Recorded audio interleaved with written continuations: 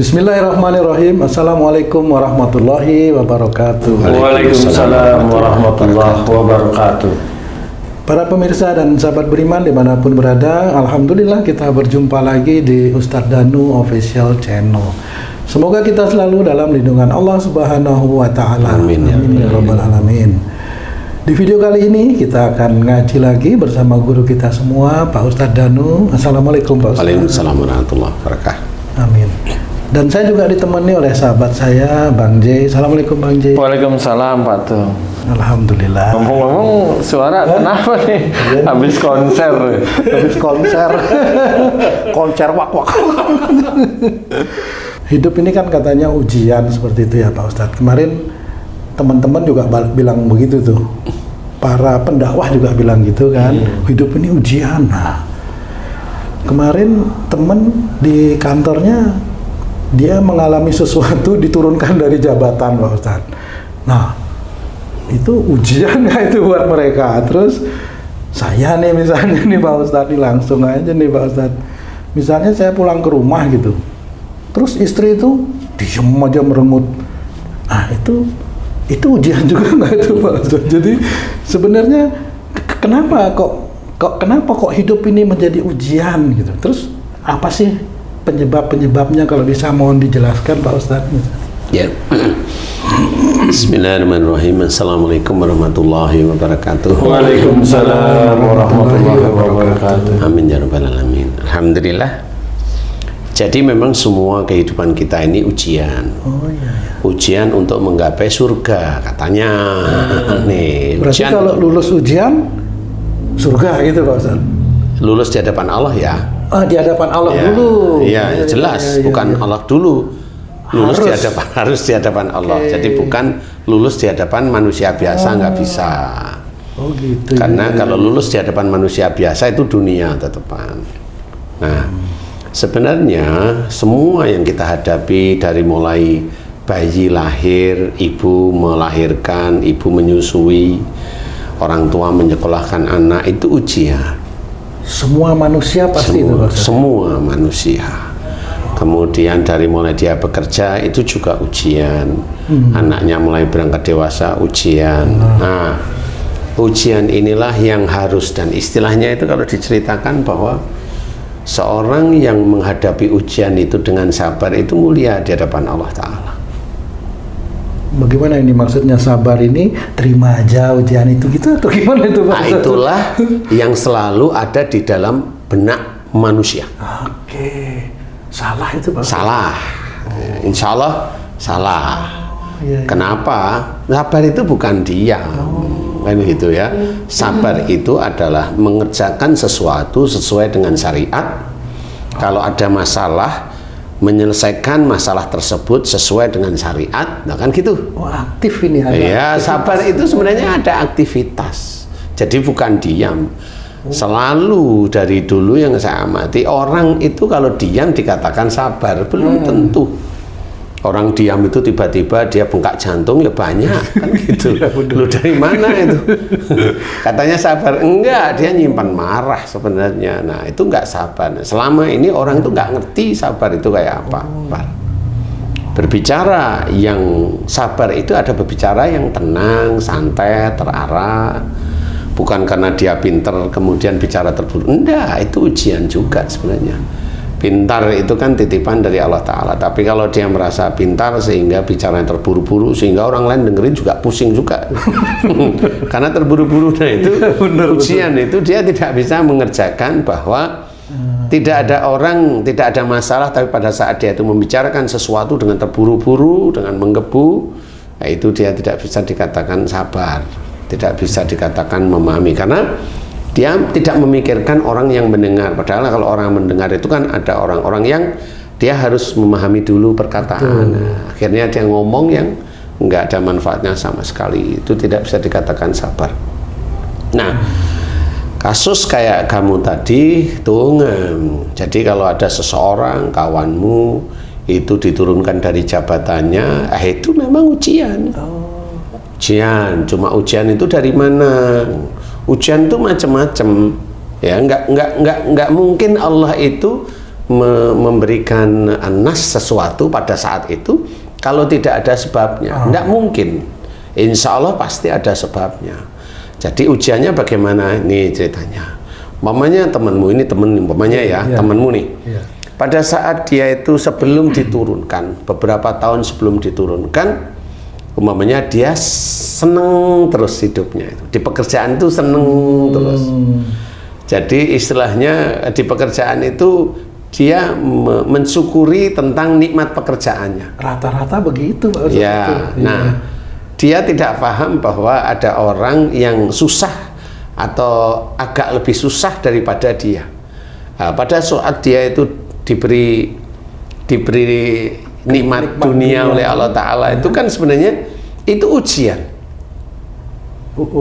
Gitu ya, Pak. Nikmat yang dititipkan oleh Allah Ta'ala kepada temanmu itu insya Allah itu ujian, namanya ujian nikmat.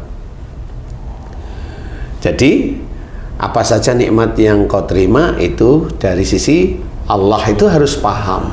Jadi bukan dari sisi kita sendiri, nggak boleh ya. Itu sebagai seorang Islam harus belajar, kuatkan iman, dikuatkan tauhid bahwa nikmat ini dari sisi Allah. Jadi pada saat seseorang itu diberi nikmat oleh Allah Ta'ala, dia harus tahu bahwa ini ujian. Nah, pergunakanlah ujian yang wujudnya nikmat ini untuk bersujud kepada Allah Ta'ala. Meningkatkan imannya kepada Allah Ta'ala, menjaga mamanya di dalam keluarga, ya dijaga keutuhan rumah tangganya. Jangan kalau istrinya itu mamanya baik, setia, kemudian dia banyak uang, ngiter ke sana, ngiter ke sini. Ngider itu kayak maksudnya kain ya. Kan bener ya, ngider itu kan kesana kemari ya. Nah itu ke sana nih, ke sana kemari gitu. Kemudian ya melakukan hal-hal yang sebenarnya harusnya tidak boleh dikerjakan. Nah dari titik itu sebenarnya sudah dicatat oleh malaikat atid dari suatu perbuatan tidak baik. Nah suatu ketika dia berdoa nih, dia umrah umpamanya atau haji, berdoa, ya Allah berikan, doanya itu hanya ringan loh, berikan kepada diriku rezeki yang halal dan thayyib. Doanya itu ringan, tapi karena di sana itu juga mudah dikabulkan oleh Allah Ta'ala, diijabah nih. Dia hanya doanya itu ringan, berikan kepada diriku rezeki halal dan thayyib. Paham nggak? Paham ya. Nah langsung diturunkan drastis. Kok terbalik dengan keinginan ya, Pak Ustaz? Keinginan manusia halal thayyib itu belum tentu yang halal benar di hadapan Allah. Tetapi halal thayyib itu yang dia nikmati sebelum-sebelumnya itu dikira halal dan thayyib istilahnya. Nggak taunya di situ banyak bonus-bonus. Bonus-bonus yang memang belum tentu itu uangnya. Nah, kenyamanan dia di situ itu belum tentu halal dan thayyib. Iya, benar. Tapi manusia biasa mikir itu sudah halal. Nah, pada saat dia itu menguatkan doanya, ya Allah berikan kepada diriku rezeki halal dan thayyib, mulailah diturunkan dia. Diturunkan, dicariin rezeki yang halal, dia nggak bisa dapat bonus. Nah, itu salah satunya. Orang nggak pernah tahu bahwa itu adalah hasil dari doanya. Dari mana sekarang? Berarti dia berdoa dikabulkan, tetapi kabulkan yang Allah juga mengizinkan yang halal thayyib. Makanya dia dikasih pekerjaan yang memang halal thayyib, yang dia tidak dapat bonus dari ngorek-ngorek besi beton, ngorek-ngorek K325 jadi 225 itu kan nggak dapat akhirnya umpamanya. Atau ngorek-ngorek aspal, ngorek-ngorek timbunan, ngorek-ngorek land clearing dan sebagainya, itu kan akhirnya aspal, beton eser, dan juga yang lain urukan itu tidak masuk ke dompetnya. Nah, yang itu sebenarnya tidak halal. Nah, disitulah ujiannya. Nah, ujian yang siapa yang bikin? Ya, dia sendiri sebenarnya. Jadi Allah hanya mengabulkan. Tapi pada saat dikabulkan, benar dikasih rezeki yang halal sama thayyib sama Allah Ta'ala, dia ngeluh. Loh, kan lucu jadi dia. Nah, inilah manusia. Dia ngeluh, padahal dia nggak ngerti bahwa yang dia mohonkan pada saat umroh umpamanya, atau dia mohonkan pada saat haji itu benar-benar dikabulkan sama Allah Ta'ala. Loh kok ngeluh? Nah berarti dia protes sama Allah Ta'ala. Waduh. Itulah ciri-ciri orang yang suka dunia. langsung gitu oleh Allah Ta'ala. Ini hamba Allah ini memang suka dunia, dia bukan suka akhirat. Karena pada saat dikasih oleh Allah Ta'ala akhirat beneran, yaitu rezeki halal thayyib, protes kan gitu. Dia menjawab hanya ujian. Barometer ujianmu apa? Kan dia nggak punya barometer. Nah, ini penting nih, barometer ujianmu itu apa? Apakah sesuatu yang kamu rasa tidak enak itu menjadi ujian? Lah dulu kamu itu enak berapa belas tahun, berapa puluh tahun, kok nggak pernah bilang itu ujian, kan gitu? Rata-rata yang tidak enak itu yang ujian. Nah inilah sebenarnya cara orang berpikir orang-orang gini yang memang harus kita kembalikan ke jalan Allah Ta'ala. Karena banyak yang ngajari ya begitu-begitu itu cara berpikir. Nih cari biar kamu itu lancar. Nih caranya biar kamu tuh langgeng, jabatanmu nggak begini. Ini caranya. Bukan begitu sebagai seorang muslim yang taat itu. Dia harus mengajarkan akhirat beneran. Akhirat itu memang ada ilmunya. Nggak sembarangan, tidak. Untuk mencikapi ujian aja di dalam kehidupan sehari-hari, itu penting, sangat penting. Sehingga seorang Islam yang belajar takwa kepada Allah Ta'ala itu, dia akan selalu berucap Alhamdulillah. Dikasih nikmat, ujian nikmat, Alhamdulillah, tahu itu ujian. Jadi pergunakan hartanya itu untuk yang baik-baik, lebih mendekatkan dirinya kepada Allah Ta'ala, lebih menyembah kepada Allah Ta'ala, lebih mengimani iman kepada Allah Ta'ala. Itu. Tapi kalau memang dia mendapatkan ujian yang merasa dirinya tidak enak, nah itu ujian. Nah dulu yang enak-enak nggak pernah ngomong ujian. Nah disinilah orang harus paham bahwa ujian itu, semua hidup kita itu ujian. Nah dijalanin dengan sabar. Sabar itu ada aktivitas, ada apa namanya? Ada sesuatu yang harus dilakukan. Kayak kamu mamanya. Kamu pulang, istrimu cemberut, nggak ngajak ngomong, ya memang kamu bisa, ini ujian saya, iya, tapi kamu tahu nggak ujian itu dari mana? Enggak. Ya kalau detik itu ya kamu bilang nggak tahu. Dari sebabnya. Pasti ada sebabnya. Makanya itu. Makanya itu kan kamu belum jawab, bisa makanya itu gimana?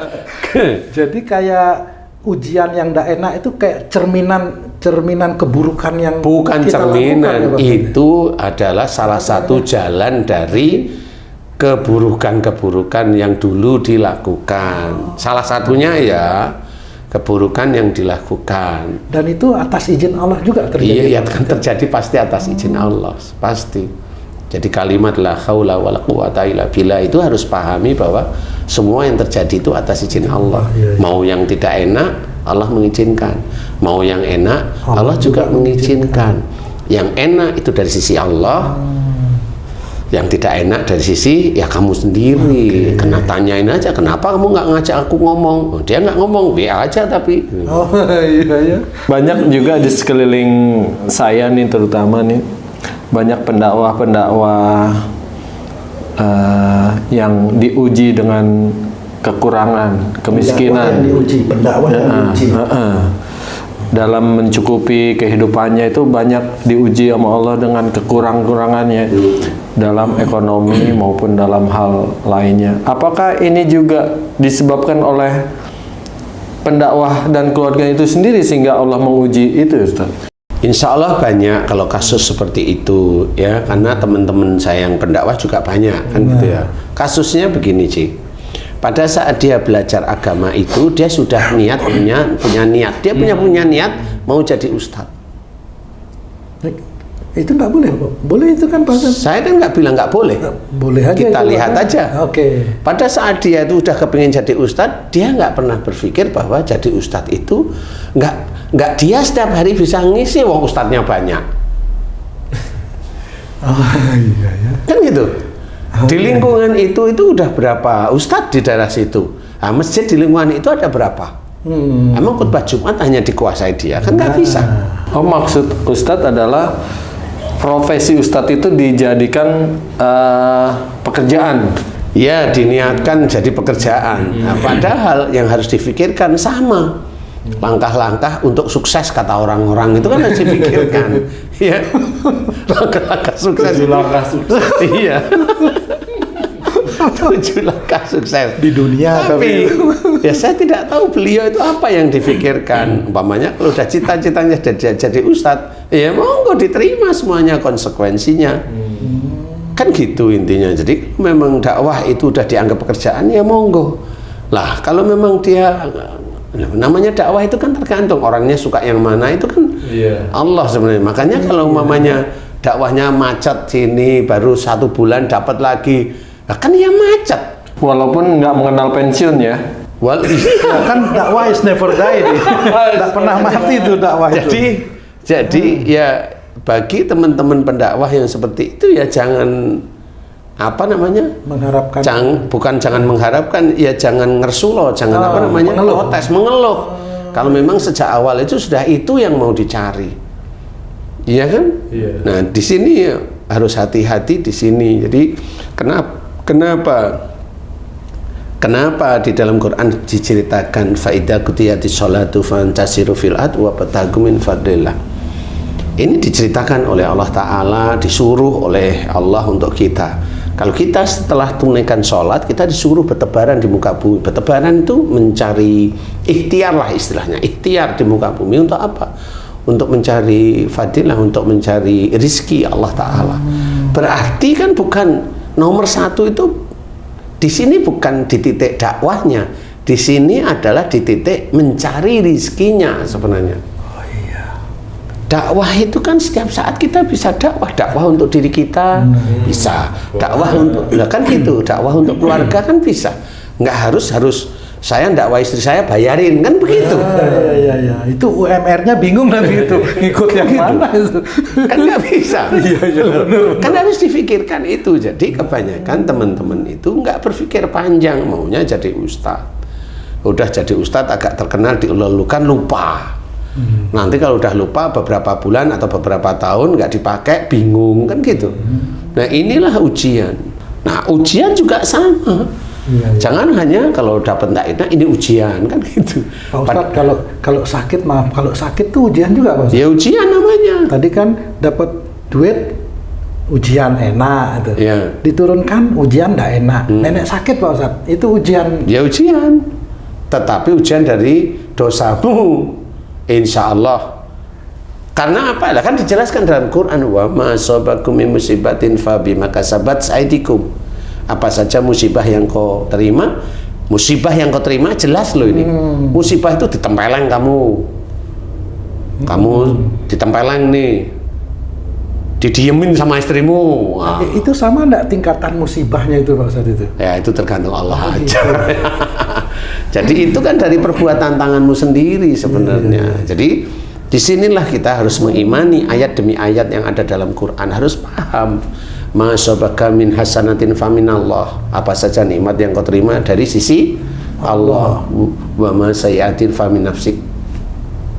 Ya. Jadi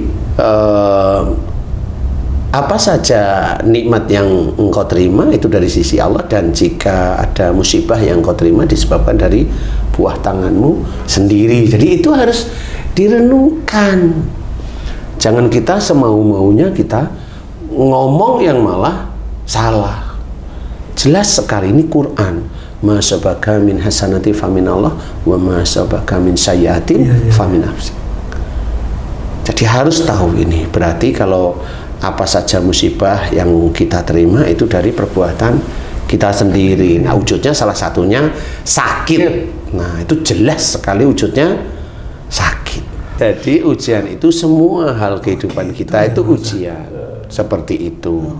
Jadi kayak kita makan itu enak nggak enak kan kita makan, mau kita sudah niatkan mau makan ya makan, nggak perlu bilang makanan ini tidak enak, ya nggak boleh seperti itu. Makan aja tapi nggak perlu bicara, cukup. Kenapa nggak kamu habiskan? Ya belum pas saja dengan saya, itu lebih punya adab. Kalau ditanya enak nggak gitu jawabnya? Ya kalau nggak dengar sama restonya ya bilang kurang. Kan tanya kan dia. Kalau menurut saya kurang, kalau menurut kamu kayaknya kamu habis. Ya. Mungkin itu bohong yang tidak berdosa kali, nyenengin orang. kan menurut saya. Jadi bukan masalah makan enak kurang kan. Keasinan garamnya asli.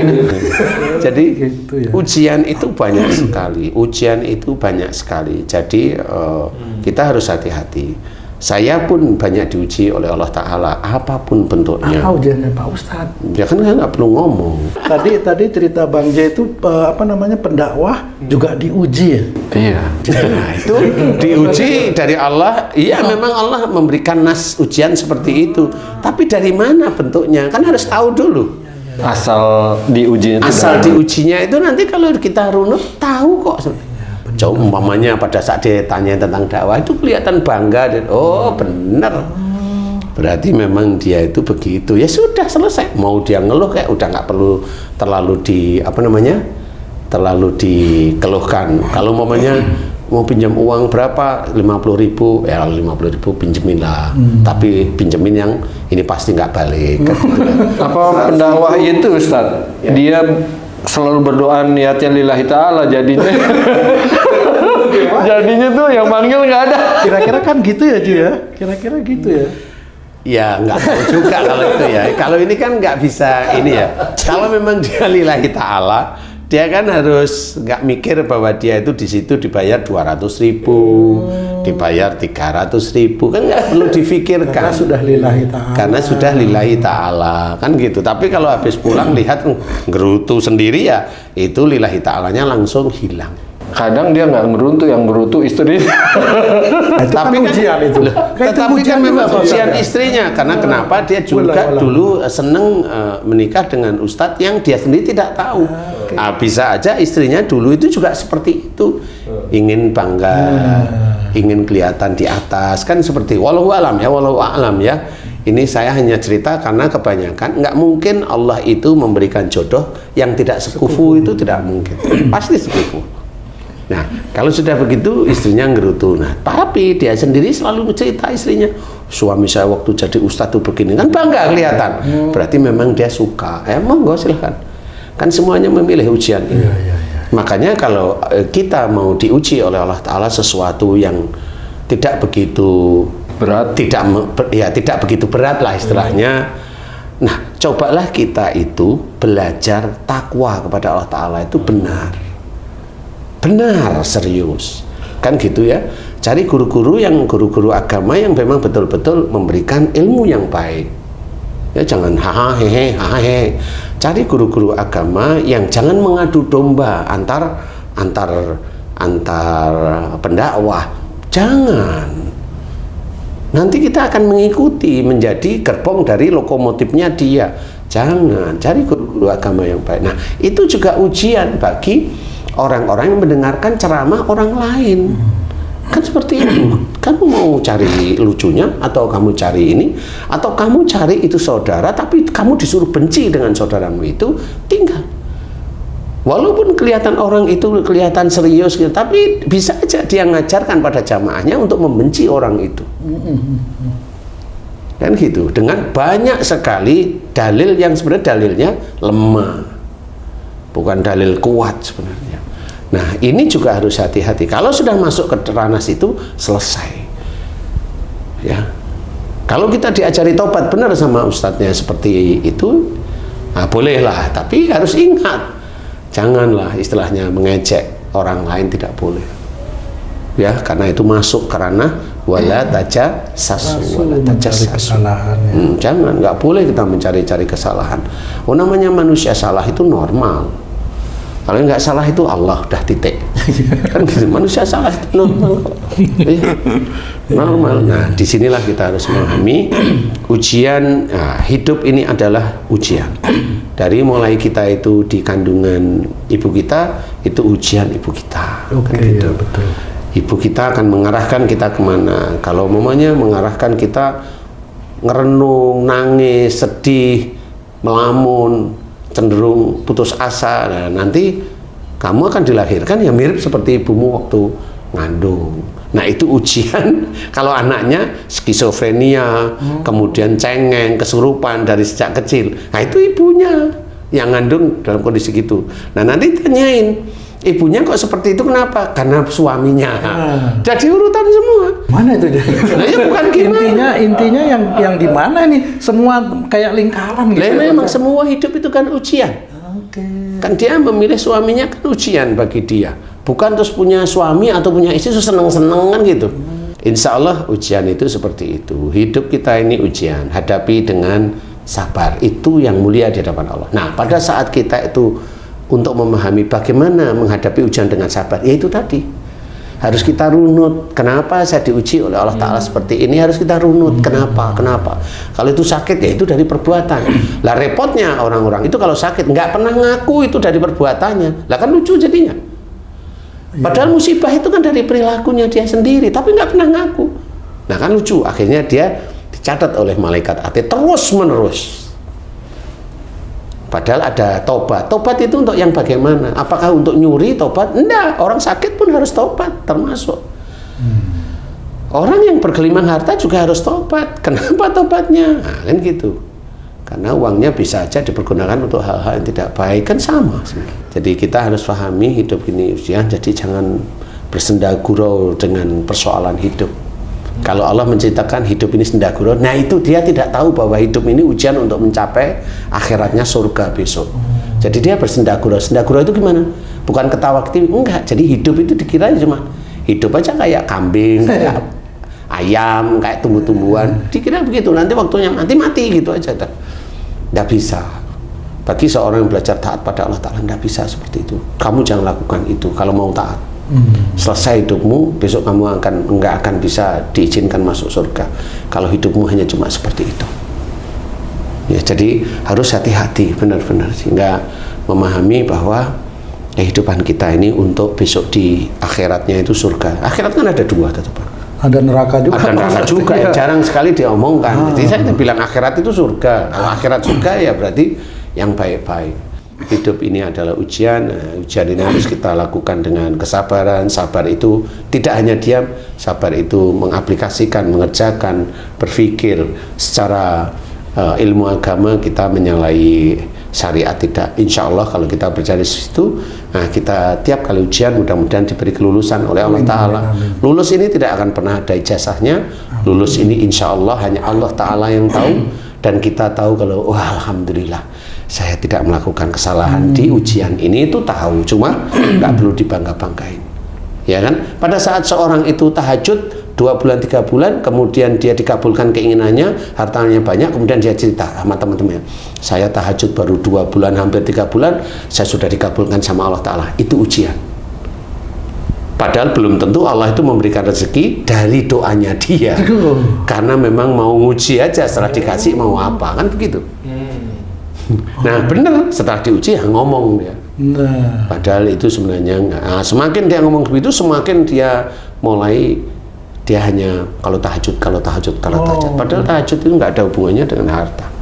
Tahajud itu hanya tambahan ibadah, sebenarnya hanya seperti itu. Jadi harus difahami. Mudah-mudahan manfaat. Wallahu a'lam. Alhamdulillah, terima kasih banyak Pak Ustadz ilmu dan penjelasannya. Para pemirsa dan sahabat beriman dimanapun berada, mudah-mudahan apa yang dijelaskan oleh guru kita Pak Ustadz Danu bisa kita pahami betul-betul untuk meningkatkan keimanan dan ketakwaan kita kepada Allah Subhanahu wa Ta'ala.